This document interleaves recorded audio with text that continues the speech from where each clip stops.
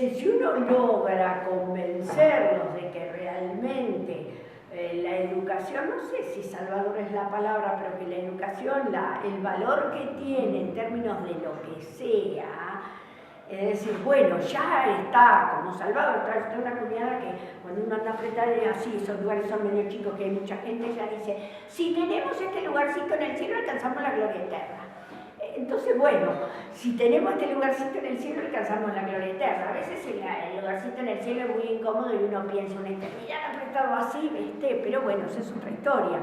Pero si logramos persuadir y convencer a nuestros alumnos de lo importante que es, digamos, cada uno de los pasos que damos hacia adelante, y que además, digamos, en esta sociedad que se plantea como sociedad de la información y del conocimiento, cuanto más desconocemos, más atrás estamos, y cuanto más atrás estamos, menos oportunidades tenemos, es decir, oportunidades de todo, no solo uno plantea la idea de oportunidades y le da la idea de que es el dueño de Microsoft, pero no. Digamos, las oportunidades de desarrollarse como persona, de alcanzar el lugar que uno debiera, de sentirse propiamente realizado, de hacer una tarea que a uno lo satisfaga, que le guste. Es decir, entonces, si podemos convencer de eso a nuestros alumnos es importantísimo, ¿no?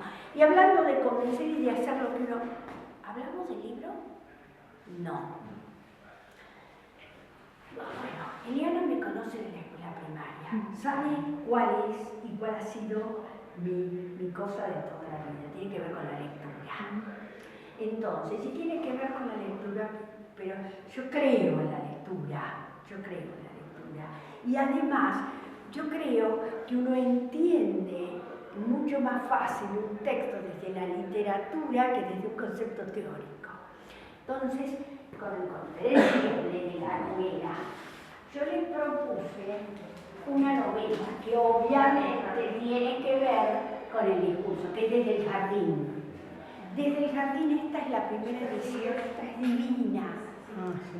La verdad que es una novela de los años 70, es un autor... es un autor muy interesante, era muy joven cuando escribió esta novela, también guionista de cine, por eso la lectura de esta novela les va a resultar muy linda y sobre todo, a Raúl le va a gustar sobre todo porque es muy visual. Y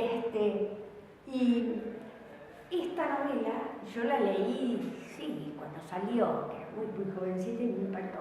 Cuando pensé en una novela que tuviera que ver con lo que estamos haciendo, me acordé inmediatamente de esta, y yo no la tenía.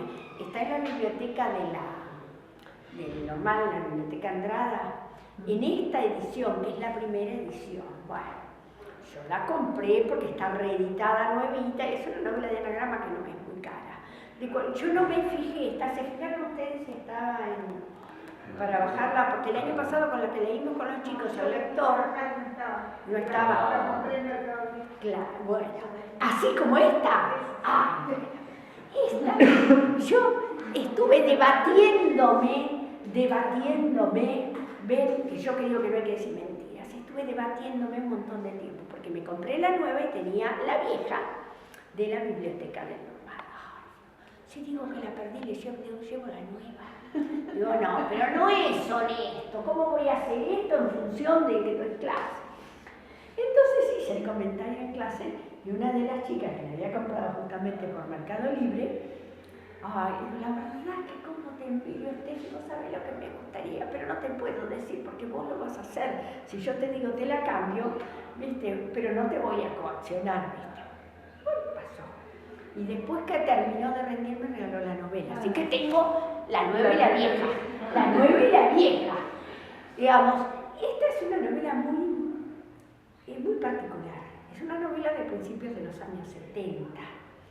Es decir, tiene que ver con el discurso en tanto y en cuanto, y tiene que ver que el discurso, cuando el discurso a uno siente que ese discurso le llega cuando el discurso es dicho del modo en que uno espera que sea dicho y cuando dice lo que uno quiere escuchar.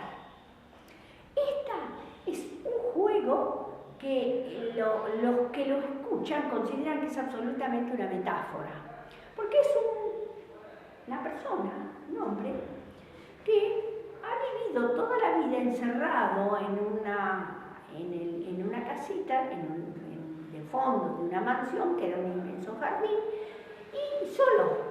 Por lo tanto, su mundo es el jardín y un televisor de los años 70 en blanco y negro, y entonces para él el mundo se reduce a dos cosas, al jardín y al televisor. En un determinado momento el propietario de esa mansión se muere y él sale a la calle.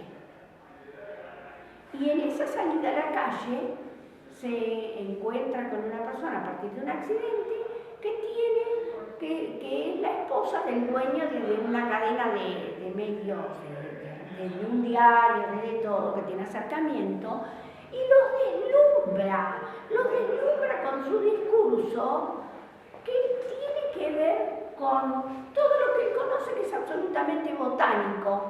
Entonces, por ejemplo, frente a una pregunta que en los años 70 convulsivos y revulsivos hablan frente a las crisis del momento, él habla de que las plantas en invierno esperan que llegue la primavera, y entonces se está planteando, está dando una lección de paz, está dando una lección de que hay que saber esperar, de todo un montón de cosas, y entonces nosotros lo consideran genial, pero en realidad él no está diciendo más que lo que sabe, y lo que él está diciendo es literal, pero no es literal para nosotros. La novela es muy linda, es muy fácil de leer, y además es muy interesante porque uno también está viendo esa política de los 70, que en realidad la política de los 70, los 80, los 90, todo eso es como que se va dando vuelta, que el mundo redondo y gira y siempre se va dando vueltas sobre las mismas cosas, ¿no? Pero la novela es muy interesante y es importante que es la que vamos a leer. Por un lado yo trato de persuadirlo, bonita, pero hay que leer, digamos que a mí me parece, creo por ejemplo con la gente que hizo la materia anterior conmigo, que es lectura comprensiva, leímos El Lector, y yo le dije, lean la novela, después si quieren miren la película, pero la novela es la novela y la película es la mirada del director sobre un determinado tema, está guionada y otra cosa, y además esa novela tiene tres ejes importantísimos, el primero, segundo, tercero, porque son tres. El primero nos está hablando del mundo de la preguerra, del surgimiento del nazismo, de los campos de concentración, del holocausto, de todo eso. La segunda nos está hablando del poder de la escritura y de lo que tiene estar alfabetizado o no en el mundo de una persona. Y el tercero es una historia de amor entre un puber y una mujer mayor, y nos está hablando de un amor que podría de alguna manera considerarse distinto. La novela, si la vieron, la película, si la vieron, El Lector, pero no 500 veces, la novela los toma a los otros textos, los soslaya a los otros temas, pero hace fuerza sobre la historia de amor, porque bueno, es más cinematográfica una historia de amor entre una mujer madura y un adolescente, ¿no? Entonces, y además en la mirada del director, nosotros estábamos dando lectura, obviamente que lo más importante no era la historia de amor, era la otra historia, ni siquiera la del holocausto. Ay, Dios mío, pero bueno, estos chicos míos, pues ya saben que yo no lo atiendo hasta ahora. Así que bueno, no hay que escucharlo, yo lo pongo muy y no me doy cuenta. Pero bueno, esta es la novela. Yo creo que bueno, vos la conseguiste por Mercado Libre. Y si no, digamos que esta edición, si la encargan en la librería, todos son de Santa Rosa, ¿no? De Hacha. No, ella no. No, ella ya sé que no, pero ya la tiene. Sí. Pero si no, el chico de Fahrenheit, no tengo que hacer publicidad, porque si no la tiene, en una semana se las trae.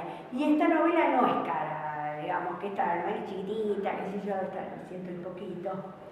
Y si no, bueno, de última, fotocopiamos la libro. Para empezar, un libro fotocopiado no es un libro.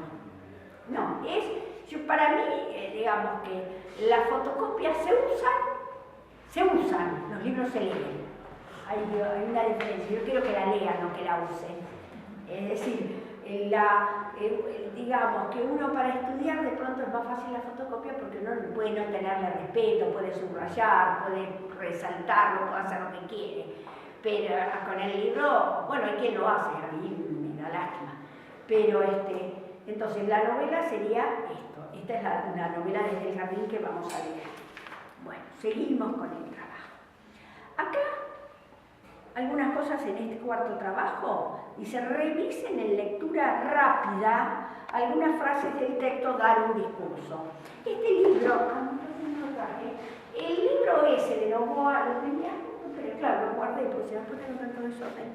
Ese libro, ese capítulo, se llama Dar un discurso.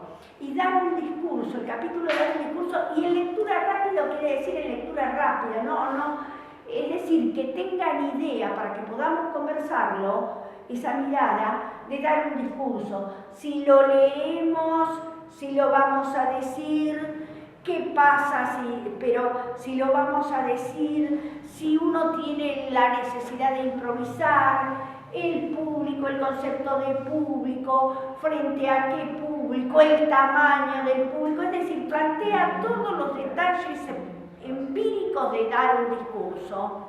Es decir, dar un discurso es un discurso en qué tiempo, cuánto tiempo. ¿Vieron lo que yo les dije cuando empezamos hoy del discurso del Papa?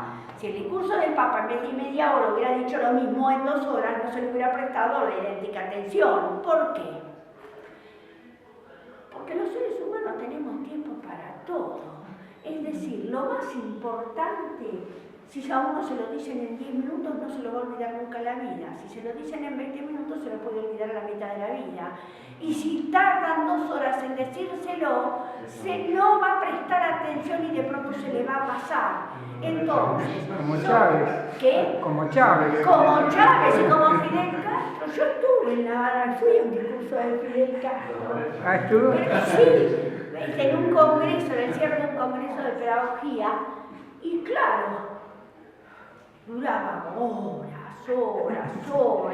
y la verdad que la gente se iba yendo, pero era muy hábil y muy vivo porque tenía, bueno, en el escenario esa del, como era Marlene, del teatro, bueno, Omar, no me acuerdo el nombre de estos comunistas clásicos, en el teatro, y todos así, todo su gabinete a varios niveles, bueno.